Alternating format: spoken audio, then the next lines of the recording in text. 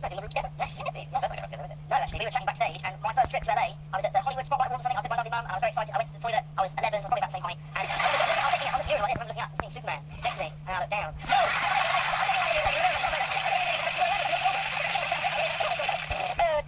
I sort of had supporting roles at the same time, and I needed to be able to jump into one and jump into the other. So I started using a different scent for every character that I have, and it's something that I've really stuck with.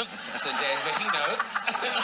It's so helpful though, because genius, you know, scent and sense memory just kind of takes you into a moment, and it sort of takes you away from your own center. It takes you away from you.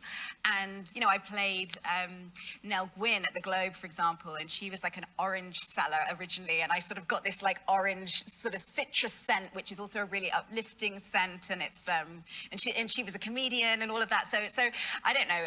For me, I really love it because it helps you sort of differentiate between you and the character. And then when you smell that smell again, you're suddenly like transported straight back there. Has anyone else got shortcuts? Well, I think I can speak for both of us. Sweat and latex, right? Yeah. God, I need to start working harder. That is awesome. I just show up. I'm like, what am I saying? Yeah. What does Spider-Man smell like? Yes. This. I want to say, and it's like this intense thing of you being like, everyone found out, and I'm just like, how did they cut to that there? I was like, what is that? That was a choice. It was a choice. Sorry. Yeah. What's going on? What's happening? It's tough. I know. It's the third one. Yes. I mean, listen, Marvel and Sony have done such a good job of putting those trailers together without giving you everything, but giving you just enough to get everyone excited. What's so cool about this film is it picks up right after the second one finishes. So the second one finishes with a freeze frame of Spider-Man. The third one starts with the same freeze frame. Oh, wow. And, you know, for the first time in Peter Parker's history, his identity has been revealed to the world. So, you know, this character that we know and love is having to, you know, try and clear his name. He's famous for all the wrong reasons. Everyone thinks that he's this crazy villain, when we all know that he's a hero. And it all goes horribly wrong. It doesn't go very well for him, and it's just about him trying to fix his problems and trying to wipe the entire world's memory. And They just don't want to see, like, boxer brief lines. Okay. So, yeah. Boxer briefs, everyone. yeah, Boxer briefs. yeah. I'm in a thong in my one. Yeah, I love it.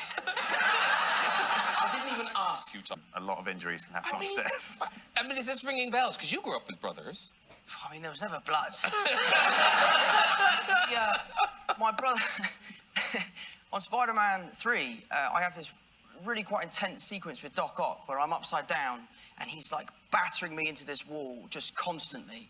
And I was upside down all day for 11 hours, and like honestly, I really have nothing to complain about. You know, being Spider-Man has changed my life, but I am absolutely going to complain about this day. It was brutal. You know, I was upside down, the blood's rushing to your head, you're in a harness, the director's saying, can you just turn your head that way? And you're like, oh, fuck off, mate. Like, later. So anyway, so you come down, I'm driving home at the end of the day, and I'm complaining, I'm whinging about the day. I'm like, you know, I'm so tired, and he's working me so hard, and I just want a break. And my brother Harry's like, mate, you're Spider-Man, suck it up and get on with it, you'll be fine. So the next day on set, I'm chatting to the director about the week's work coming, and he's telling me about this scene. They need a young person to play a burglar who Spider-Man's going to catch. And he's going, do you think Harry would want to do it? I'm like, bollocks to Harry, he's doing it. So we hire Harry, we've cast Harry, he's on set. I go up to the stunt coordinator and I'm like, please, just whatever you do with the stunt, make it so that he's upside down. So we're doing this scene, Harry's upside down, swinging back and forward, and bless him, he's doing a really good job, and as the day is going on, he's got these lines, and he's starting to forget his lines, and his eyes are out, they're gonna pop out of his head. So we're driving home that day, and I was actually really proud of him, but he's driving home that day, and he's like, mate, you can complain as much as you want. That was brutal. And I was like, well, mate, you know, but the icing on the cake, and I don't think he actually knows this, we saw the film the other day, and they've cut the scene.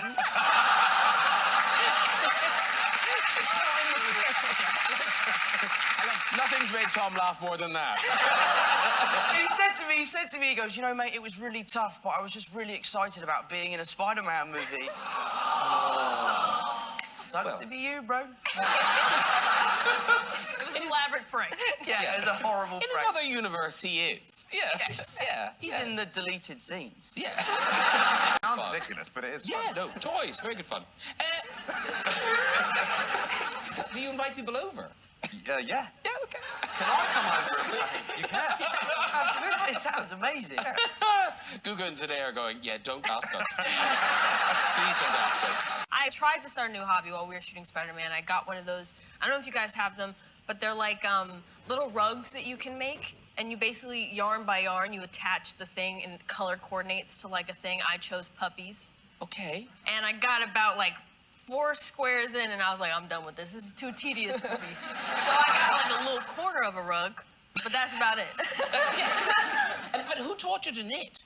My mom taught me to knit. All I can do is scarf, so I'm not like, you know, I can't get you I can't give you a sweater or like a vest or anything, but I get you a nice, thick, warm scarf, which is what I made for everybody. Okay. They're really good. I mean, I loved it as a pastime. I usually like little tedious activities, things I can keep my brain, you know, keep your brain occupied. And yeah, I just made everyone scarves because I couldn't. I was like, what am I gonna get everybody for Christmas? And I was like, I'll just make them some scarves. That's what I'm doing all day. Yes. Like them or not? We were doing like the most intense fight scenes on set, and you used to come to set to watch quite a lot. Yeah. And I'd be there, I'd come and have blood all over my face, I've been fighting the goblin, and I'd turn around and you'd just be there knitting. There you going, yeah, it's good. Amazing. And now, Tom, you claim this isn't a nerdy hobby. What are you doing here? Oh, I'm puzzling. He's puzzling, Henry. Puzzling. So it's a jigsaw. It's a jigsaw. During lockdown, we just really got into puzzles. And I live with 5 of my friends, and, you know, we would kind of... Every now and then, you'd find someone sitting at the table, and then every evening we'd all end up there, and we'd be puzzling. Wow. Okay. Not many readers in your house, I see. No. And unfortunately, that back wall, at some point, I had done, you know, I've been making these Spider-Man movies and people give me gifts and dolls. That back wall had become like an entire shrine to my career. So you can see one Spider-Man, he made the cut, he's still there. Yeah. But the rest had to go because it was, Spider-Man was starting to haunt me a And little bit. I don't want to pry, but I saw this picture earlier. Right. What's that? Let me take these glasses off so I can see. Oh, do you know what that is? I think I do. Next question. What is it? Do you know what? I don't know. Okay. I was pretty young. I'm super grateful because I had this dream and I wanted to go pursue it, and I had parents who were totally down to support that. And both my parents are teachers, so my dad at the time, he basically became like my stage dad, you know, and he would drive me up and back from. I don't know how many people know California very well, but it was like an 8-hour drive from where I'm from to LA. So we would drive up and back during the week sometimes for you know, auditions, callbacks, whatever, until it was actually quite quickly that I got my Disney show when I was a kid. So it's been a slow growth kind of thing, you know. I thankfully didn't. I had a nice protective system around me. My family, my brothers and siblings, we're talking about siblings, but they're all older than me, no fighting in the house. I was basically an only child. It was great. But you know, I have such a great support system, so I got all the protection I needed, and then as I was growing, I got to do it nice and slow and nice and steady. Yeah. Oh, Henry, I don't know if you know this, but the Bond position is vacant. Hold on, mate. Hold on. That's why you're wearing glasses. There's no list as such yet, so I There's think... no list, Tom. I was like, There's how no do list. you know that? I read it on the internet. Google. Googled it. Yeah, right. No, you did find success very young in the West End as Billy Elliot. And you must have seen this. It's a very sweet clip we found. This is you as a little boy. But what I love in this is you're so relaxed and you're so cool. This is you... I think I know what this is. This is you discussing being seen for the role of Billy Elliot. Yeah, here we go. Great. I'm Tom Holland and I play Billy in Billy Elliot the Musical. It all started, I used to go to a street dance club and we did a show in White Lodge, the ballet school. And the headmaster, he spotted me. He was like, we want you to audition for Billy Elliot, and I was like, oh, fair dues. Love that.